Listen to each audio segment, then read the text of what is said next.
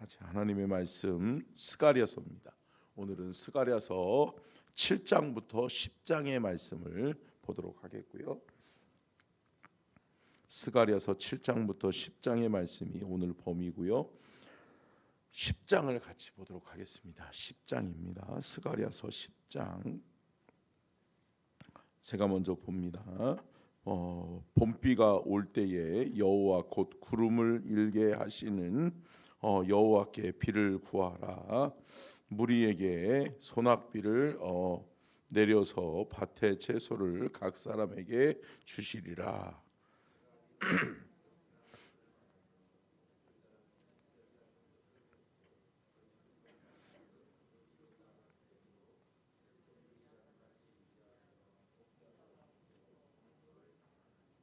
내가 목자들에게 노를 발하며 내가 순염소들을 벌하리라. 만군의 여호와가 그 무리 곧 유다 족속을 돌보아 그들을 전쟁의 준마와 같게 하리니.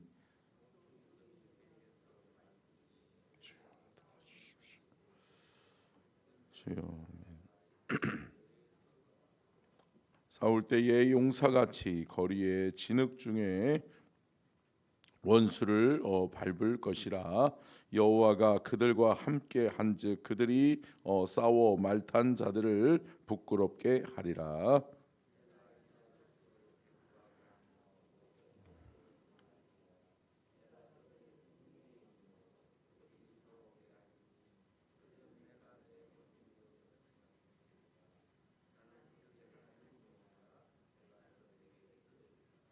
에브라임이 용사 같아서 포도주를 마심같이 마음이 즐거울 것이요 그들의 자손은 보고 기뻐하며 여호와로 말미암아 마음에 즐거워하리라.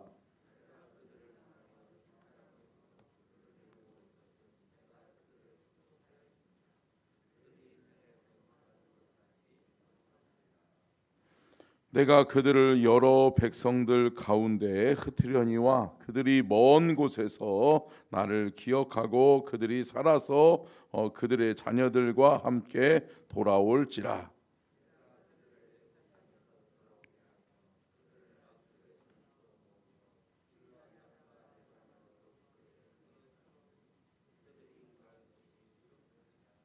내가 그들이 고난의 바다를 지나갈 때에 바다 물결을 치리니 나일의 깊은 곳이 다 마르겠고 아수르의 교만이 낮아지겠고 애굽의 규가 없어지리라.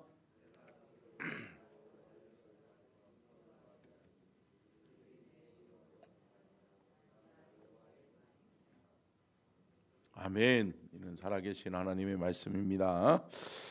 말씀의 제목 띄워주시고요. 같이 읽겠습니다. 같이 읽습니다. 시작. 예루살렘의 회복과 메시아 대예언. 자, 스가랴 선지자는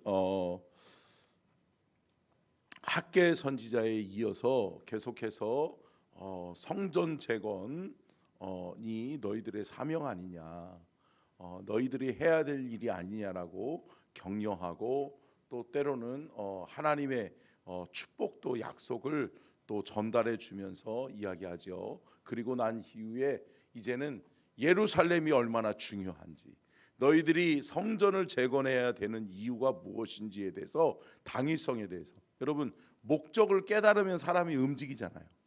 아멘.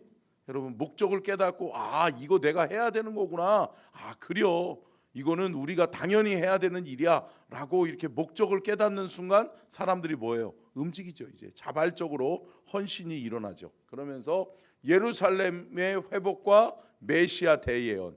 예루살렘은 곧 예루살렘을 통해 메시아가 올 것이고 또 그 메시아가 온 인류를 구원하는 하나님의 아들이 될 것이다 라고 하는 이 메시아 대예언이 여기에 담겨져 있는 거죠. 자, 한번 보도록 하겠습니다. 첫 번째요. 읽겠습니다. 시작. 제사장과 선지자들에게 베델 사람이 질문합니다. 자, 베델 사람들이 찾아옵니다. 그래가지고 제사장들과 선지자들에게 묻습니다. 5월에 있는 금식기도 계속해야 되냐? 이 말이 뭐냐면 예루살렘이 불타 없어졌잖아요. 그리고 유다가 망했잖아요. 그리고 포로로 끌려갔어요. 그 이후에 이 예루살렘에 남아 있었던 사람들이 어떤 일을 했냐면 5월이면 금식기도를 했어요. 왜? 끌려간 날을 기념하면서 금식기도 했어요. 근데 그들의 기도는 결코 하나님이 받으실 만한 기도가 아니었어요. 뭐냐면 형식에 의해서 그러니까 한마디로 이런 거예요. 유대인들은 뭐를 좋아해요? 절기를 만드는 거를 좋아해. 그렇기 때문에 그들은 어떠한 의미를 부여해가지고 절기를 만들면 그날은 축제를 하며 노는 거야. 그러니까 그냥 하루 기념, 아니 슬픔의 날이잖아요. 그죠? 기쁨의 날이 아니에요. 슬픔의 날이에요. 그러면 여러분 금식하는 것도 형식적인 금식이 아니라 무슨 금식을 했어야 돼요? 마음을 찢는 금식을 해야죠. 하나님 앞에 마음을 드리는 금식을 해야지. 근데 여러분 너무 이 사람들이 형식에 찌들어 있는 거야. 관습에 놓여 있는 거예요. 그러면서 거의 60여 년, 거의 이제 70여 년이 다 된 거죠. 이제 70년이 되고 돌아왔으니까, 그리고 돌아와서 또 18년이라는 시간이 지났기 때문에 여러분 거의 뭐 7, 80년 동안 행해오던 그 관습을 이야기하는 거예요. 어떻게 할까요? 또 5월이 돌아오는데 금식해야 됩니까? 라고 이야기하는 거예요. 그때에 스가랴 선지자를 통해서 하나님이 금식하는 의미, 왜 금식하려고 하느냐, 금식의 목적, 이것을 말씀해 주는 거죠. 두 번째요, 읽겠습니다. 시작.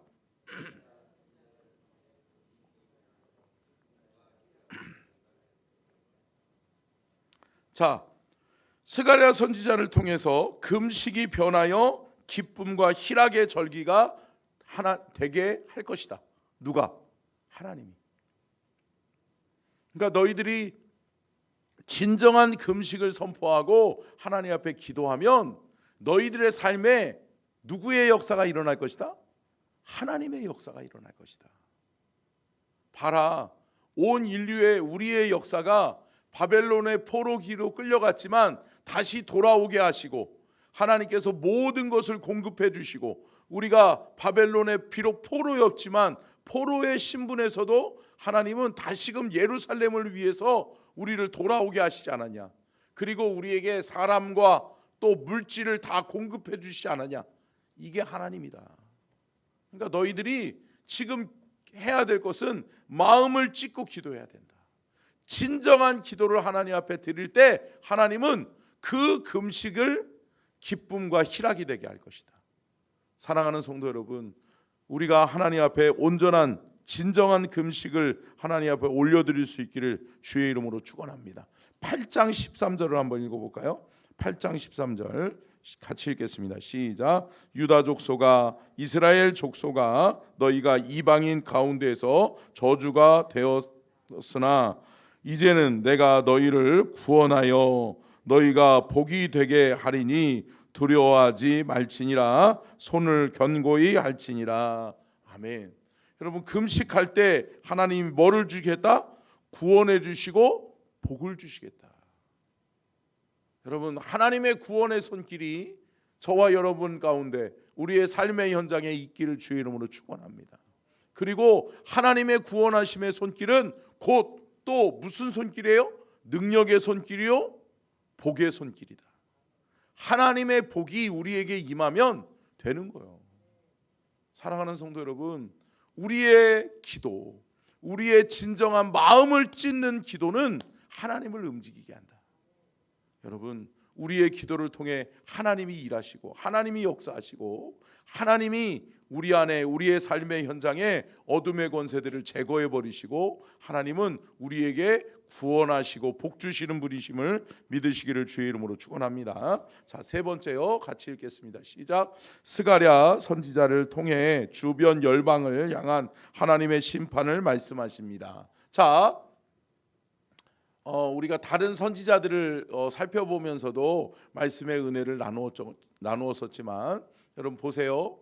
아수르, 바벨론, 페르시아 이들이 잘나서 북이스라엘과 남유다가 망했나요? 아니라는 거죠. 그것은 하나님의 심판일 뿐인 거죠.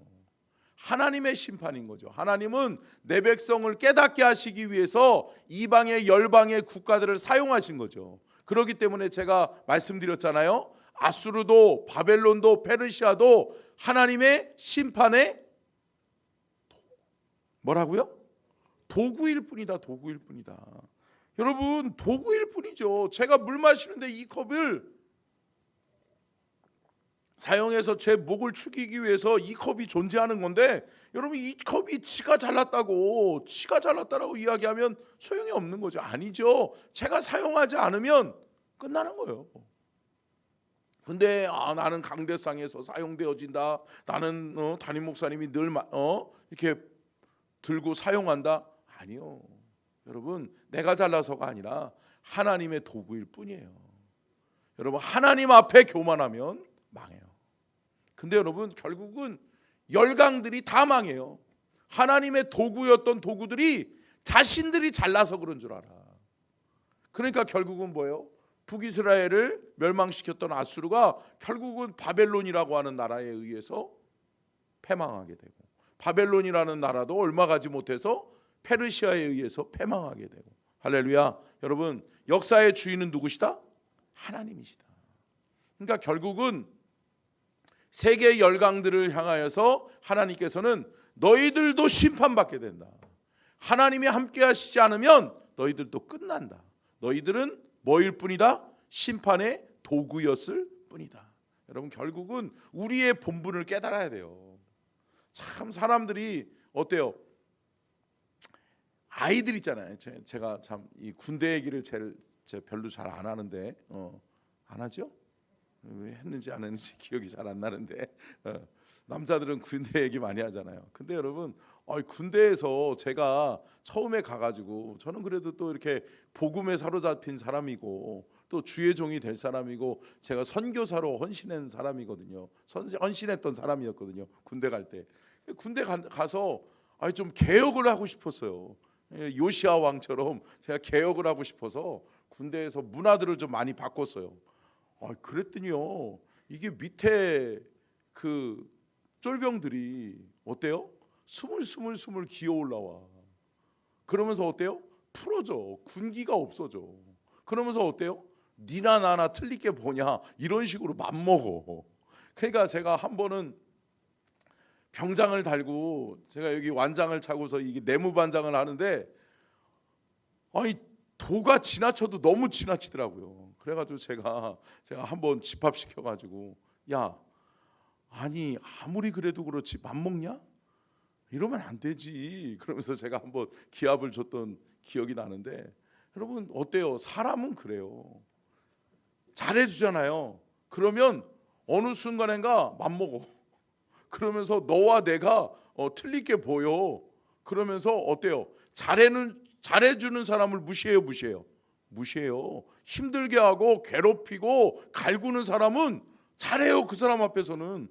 근데 잘해주는 사람들은 어때요? 그냥 완장 내려놓고 니나 내나 니깡 내깡 까자는 거예요. 그러면 안 돼요. 안 되죠. 근데 여러분 이 열강들이 그러는 거예요. 하나님이 도구로 사용했을 뿐인데 내가 잘났다라고 하는 거예요. 우리가 이제 제국을 만들어 보겠다라고 하는 거예요. 아니요. 하나님이 치시면 끝나는 거예요. 사랑하는 성도 여러분, 하나님을 두려워할 줄 알고 하나님의 뜻에 합당하게 쓰임받는 저와 여러분이 될 수 있기를 주님의 이름으로 축원합니다. 자, 네 번째요. 같이 읽겠습니다. 시작. 만왕의 왕으로 오실 메시아는 겸손의 왕으로 오십니다. 여러분 이게 중요해요. 예루살렘이 왜 재건되어져야 돼요? 메시아가 오시게 하는 통로예요. 아멘. 메시아는 어디를 통해서 오신다는 거예요? 예루살렘을 통해서 오신다는 거예요. 하나님이 내가 이전을 택하고, 그러니까 솔로몬이 왕궁했을 때 또 다윗이 하나님 앞에 하나님의 성전을 건축하겠다라고 약속했을 때 하나님이 약속하신 게 뭐예요? 내가 이 전을 택하고 이 전을 통해 내가 역사하겠다. 너희들과 함께 하겠다. 할렐루야. 여러분, 예루살렘은 이스라엘 백성들의 축복의 통로인 거예요. 아멘. 저들이 복받기 위해서는 예루살렘이 재건되어져야 되는 거예요. 예루살렘 성전이 재건되어지고 성벽이 재건되어져야 되는 거예요. 그렇기 때문에 이스라엘 백성들로 하여금 너희들의 가정이 먼저 중요한 것이 아니라, 너희들의 집을 짓는 것이 중요한 것이 아니라 뭐를 짓는 것이 중요하다? 성전 짓는 것이 중요하다. 여러분, 미국에 이 청교도 신앙인들이 들어가서 미국을 재건했잖아요. 미국이라는 나라를 만들었잖아요. 근데 그들이 맨 처음 들어가서 한 것이 뭐예요? 교회 졌어요. 교회를 가장 먼저 짓고 그들이 뭐를 져요? 병원을 짓고 학교를 지었어요. 그리고 자신들의 집은 텐트에서 살다가 그 다음에 결국은 자신의 집들을 지어나가요. 그렇기 때문에 미국인들의 그 사상에는, 생각에는 뭐가 있어요? 집이 그렇게 중요하지 않다. 중요한 것은 그 집을 존재하게 하시는 하나님의 성전이 중요하고, 또 뭐가 중요해요? 학교와 병원들이 중요한 거죠. 여러분, 기능이 사라지면 쓸모없는 거예요. 쓸모없는 거예요. 결국은 집은 거죽일 뿐이에요. 여러분, 그 본질은 그 안에 있는 내 백성들이 중요한 거죠. 하나님은 뭐라고 그러는 거예요? 예루살렘이 왜 중요하냐? 예루살렘은 메시아, 만왕의 왕으로 오시는 메시아가 그곳을 통해서 올 것이다. 그리고 그 왕은 겸손의 왕으로 오실 것이다. 그러면서 스가랴서에서 뭐라고 말씀해요? 9장 9절 한번 읽어볼까요? 9장 9절. 자, 9장 9절 같이 읽겠습니다. 시작. 시온에 따라 크게 기뻐할지어다. 예루살렘에 따라 즐거이 부를지어다. 보라, 내 왕이 내게 임하시나니 그는 공의로우시며 구원을 베푸시며 겸손하여서 나귀를 타시나니 나귀의 작은 것 곧 나귀 새끼니라. 뭐를 타고 입성해요? 나귀 새끼. 누구예요? 우리는 알고 있잖아요. 그죠? 예수 그리스도. 예수님이 나귀를 타고 예루살렘을 입성할 때 이스라엘 백성들이 왜 호산나 호산나 다윗의 자손 예수여 우리를 구원하소서라고 했는지 아세요? 하나님의 말씀에 그렇게 기록되어져 있는 거예요. 예언되어져 있는 거예요. 믿음의 하나님의 선지자들을 통해서 하나님은 말씀해 주셨다고요. 메시아가 올 때는 예루살렘을 향하여 나귀를 타고 겸손의 왕으로 오게 될 것이다. 그리고 그 메시아는 어디 사람으로? 베들레헴에서 태어나게 될 것이다. 할렐루야. 여러분, 하나님은 다 말씀해 주세요. 그러니까 여러분, 말씀을 읽고 말씀을 의지하고 말씀대로 살면 두려울 것 하나 없어. 그리고 말씀대로 살면 여러분, 아무리 지금 중동에 지금 전쟁이 일어나잖아요. 그러면서 이게 마지막 때의 징조가 아니냐라고 하는 사람들 많아요. 그러면 여러분, 우리는 어디 숨어야 되죠? 두려워서 살아야 돼요? 아니요, 어디 숨을 필요 없어요. 숨어도 죽을 건 다 죽어. 그러니까 결국은 뭐예요? 하나님 의지하고 있어야 될 줄로 믿습니다. 하나님 붙들고 있으면, 하나님 붙들고 하나님의 인도하심과 보호하심이 있는 사람이 가장 평안하고 안전할 줄로 믿습니다. 여러분, 하나님 붙드셔야 돼. 그러니까 하나님은 다 말씀해 주셔서, 보여주셔서 그것을 기억하는 무리가 돼야 돼요. 근데 안타까운 게 뭐예요? 결국은 다윗의 자손 예수여 우리를 구원하소서 뭐예요? 환영했던 무리들이 뭐예요? 예수를 못 박아라. 예수를 못 박아라. 바나바를 내어주고 예수를 못 박아라 라고 하는 사람들이 또 그 무리가 그 무리인 거예요. 여러분 변함이 없는 우리의 마음에, 우리의 심령의 중심에 예수 그리스도가 온전히 주인 되는 삶을 살아가는, 여러분 변함이 없는 저와 여러분이 될 수 있기를 주의 이름으로 축복합니다. 자, 다섯 번째요. 같이 읽겠습니다. 시작. 메시아는 택한 백성 이스라엘을 끝까지 책임져 주십니다. 아멘. 여러분, 메시아는 결국은 택한 백성 버리지 않아요. 택한 백성이 돌이키기만 하면, 택한 백성이 깨닫고 돌아오면 하나님은 늘 언제나 그리워 사랑해. 아들 괜찮어? 아멘. 사랑하는 성도 여러분, 잃어버렸던 탕자 돌아오면 아버지가 반겨주는 것처럼, 사랑하는 성도 여러분, 주님은 언제나 그 자리에서 우리를 기다리고 계시는 것을 믿으시기를 바랍니다. 여러분, 하나님의 성전은 그러한 곳이어야 돼요. 여러분들이 때로는 실패할 수 있죠. 좌절할 수 있죠. 잘못될 수 있죠. 그러나 여러분, 주님 품을 떠나지 마세요. 주님 품 안에 있으면 다시 치유돼요. 아멘. 주님 품에 있으면 회복되어져요. 여러분, 치유와 회복은 주님의 품 안에 있을 때 이루어지는 것임을 믿으시기를 주의 이름으로 축원합니다. 결국은 택한 이스라엘 백성을 하나님께서는 끝까지 책임지겠다. 그것을 예루살렘을 통해 이루어 주겠다. 그렇기 때문에 예루살렘은 이스라엘 백성들 유대인들의 사상에는 예루살렘은 성지인 거예요. 하나님, 곧 하나님이신 거예요.